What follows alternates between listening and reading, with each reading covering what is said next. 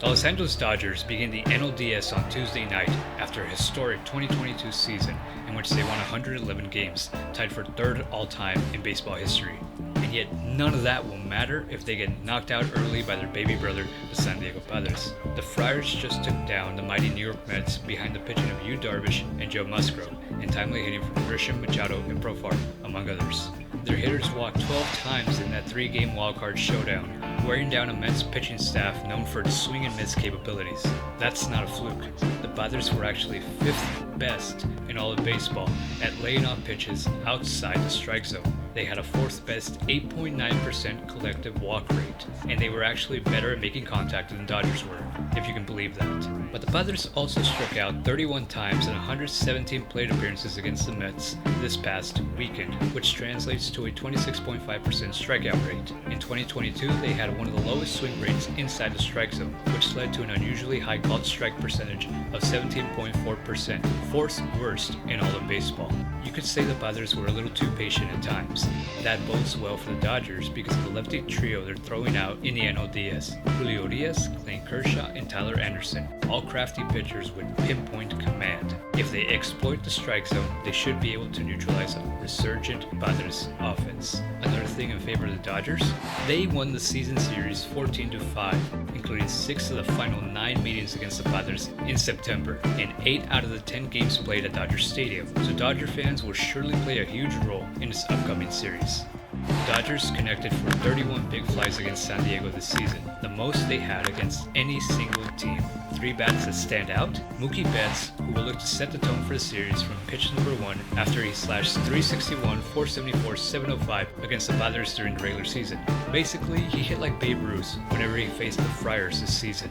Another key bat, the Red Dream himself, Justin Turner, who led the Dodgers in home runs against San Diego with 6, including 3 against Joe Musgrove. And Cody Bellinger, who hit .196 against San Diego pitching this season, yet still slugged 5 homers against them. For a very streaky hitter like Cody Bellinger, this could make or break the series.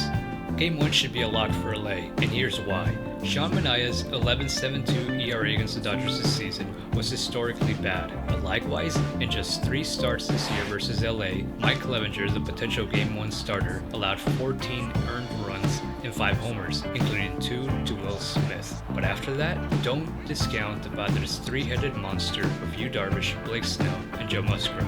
Those 3 made 10 starts against LA in 2022, combining for a strong .320 ERA against the potent Dodger lineup in 56 and 30 innings pitched. They struck out a healthy 32.5% of all Dodgers faced. But while that trio combined for only 3 poor starts, 1 from each pitcher according to my proprietary grading scale, the Padres as a team actually lost in 7 of the 10 starts that trio made.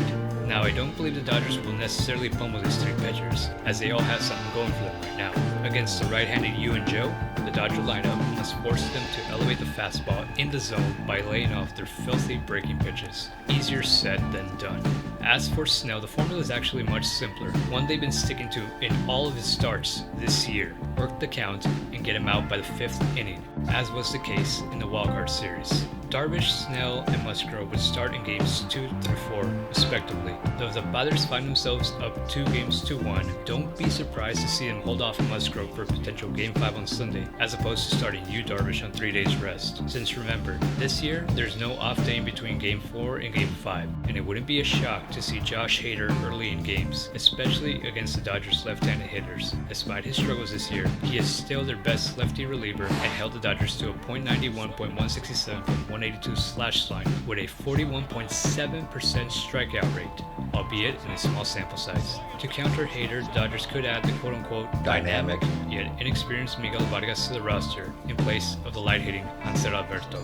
On the pitching front for the Dodgers, look for these arms to take matters into their own hands. Bonafide ace Julio Urias, who pitched at least 6 innings in 3 of his 4 starts this season against San Diego, while also allowing no more than 2 earned runs in any of those 4 starts. If you're LA, you have to like your chances in the NLDS, considering the 26-year-old will make with 2 starts in the series on full rest. But don't forget about the GOAT Clayton Kershaw, who has a minuscule 2.21 ERA in 11 starts against the Padres since 2019, including a strikeout rate of nearly 28%.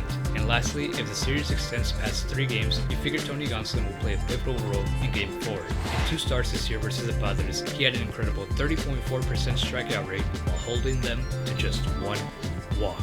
He had arguably his best start of the season on July 1st, when he struck out 8 pods in 7 2/3 innings with no walks, only 4 hits allowed, and just 1 earned run.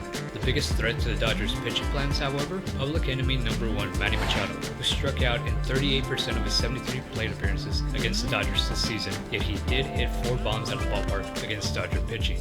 Trade deadline acquisition Brandon Drury could have a huge series against the Dodger lefties, as he had a .955 OPS versus Southpaws this season, while slugging .626 against them. And of course, there's still the ever-dangerous presence of Juan Soto, who you look at his stats and notice that his plate discipline didn't change one bit. However, he did experience a precipitous drop in power production, likely due to the back and right shoulder injury he's dealing with. This contributed to a 19% infield pop-up rate in September-October, the highest of any month in his career. Clearly, the ability to drive the ball isn't back yet for Soto, so if you're the Dodgers, force him to get on top of the ball, as right now you're more likely to get this Juan Soto. Soto's going to be 0 for 4 tonight. Instead of this Juan Soto.